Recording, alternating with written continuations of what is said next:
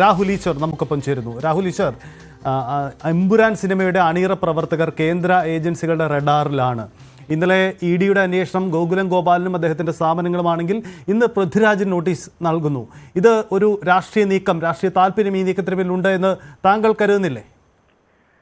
അവിടെ ഏറ്റവും കൗതുകം ഈ ആദായ നികുതി വകുപ്പിന് ആർക്കും നോട്ടീസ് നൽകാൻ പറ്റുന്നുണ്ട്. പക്ഷെ ടൈമിംഗ് കാരണം അത് ഒരു പ്രതികാര നടപടിയാണോ എന്ന് ജനങ്ങൾ ധരിക്കുകയാണെങ്കിൽ അതിന് ക്ലാരിറ്റി കൊടുക്കേണ്ടത് ഈ ഇൻകം ടാക്സ് വകുപ്പ് തന്നെയാണ്.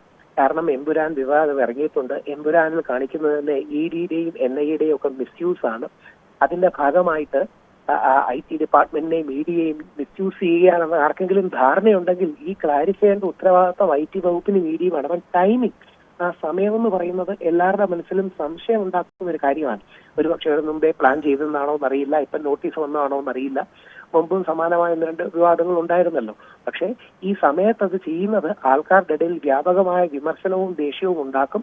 യഥാർത്ഥത്തിൽ ഈ സിനിമയിലെ മഞ്ജു വാര്യരെ പോലെ പൃഥ്വിരാജ് കൂടുതൽ താരമായി മാറും എന്നുള്ളതാണ് യഥാർത്ഥത്തിൽ സംഭവിക്കാൻ പോകുന്നത്.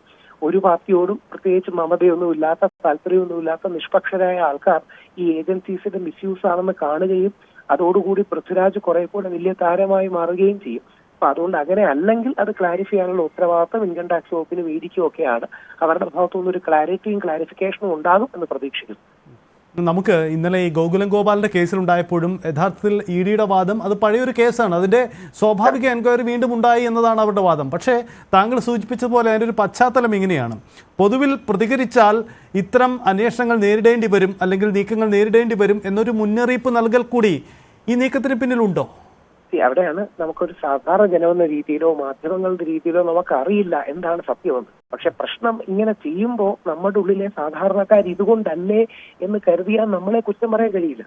കുറെ കൂടെ പക്വതയോടുകൂടി അവധാനതയോടുകൂടി കാണണം. പല സമയത്തും നമുക്കറിയാവുന്നതുപോലെ ഇ ഡിയും എൻ ഐയും മിസ്യൂസ്ഡ് ആയിട്ടുണ്ട്. ഇന്നല്ല, ചരിത്രത്തിൽ എല്ലാ കാലത്തും മിസ്യൂസ്ഡ് ആയിട്ടുണ്ട്. ഇന്ന് അതിന്റെ തോത് കുറച്ച് കൂടുതലാണെന്ന് സുപ്രീം കോടതി അടക്കം പലവിധ സന്ദർഭങ്ങളിൽ ചൂണ്ടിക്കാണിക്കുന്നുണ്ട്. ഉദാഹരണം കവിതാ റെഡ്ഡിയുടെ അറസ്റ്റിന്റെ വിഷയത്തിലൊക്കെ. പക്ഷെ ഇത് പ്രശ്നം പൃഥ്വിരാജ് യഥാർത്ഥത്തിൽ സിനിമയിലെ മഞ്ജു വാര്യരായി മാറും. പൃഥ്വിരാജ് കുറെ കൂടെ വലിയ ഹീറോ ആകും എന്നുള്ളതാണ്. ആത്യന്തികമായ കോടതിയിൽ ഒന്നും നിലനിൽക്കാൻ പോകില്ല. കാര്യം സർക്കാർ പറയുന്ന അതേപോലെ കേട്ട് ഉത്തരവ് നൽകാനല്ലല്ലോ കോടതികൾ ഇരിക്കുന്നത്. ഉദാഹരണം ഉത്തർപ്രദേശിലെ വീടുകൾ പൊളിച്ചതിന് ഓരോ വീടിന് 10 ലക്ഷം രൂപ വെച്ച് തിരിച്ച് പിഴയടിച്ചു സുപ്രീം കോടതി ഇന്നലെ. അപ്പോ ആത്യന്തികമായി നമ്മുടെ നാട് നിയമം, റൂൾ ഓഫ് ലോ നിലനിൽക്കുന്ന രാജ്യമാകണം. അപ്പോൾ പൃഥ്വിരാജിന് അന്യായമായിട്ടാണ് ഇത് ചെയ്തതെങ്കിൽ പൃഥ്വിരാജിനുള്ള സപ്പോർട്ടാണ് ഭയങ്കരമായി കൂടാൻ പോകുന്നത്. ശ്രീ ഗോകുലം ഗോപാലിനുള്ള പിന്തുണയാണ് കൂടാൻ പോകുന്നത്. നമ്മുടെ ഏജൻസികൾ ഇത്തരം കാര്യങ്ങളിൽ ഒരു ക്ലാരിറ്റി വരുത്തണം. ഒരുപക്ഷെ മുമ്പേ നോട്ടീസ് കൊടുത്തിരുന്നതാണോ തുടങ്ങിയ കാര്യങ്ങളിൽ ഒരു ക്ലാരിറ്റി വരുത്താനുള്ള ഉത്തരവാദിത്തം ഇവർക്കുണ്ട്. വളരെ നന്ദി.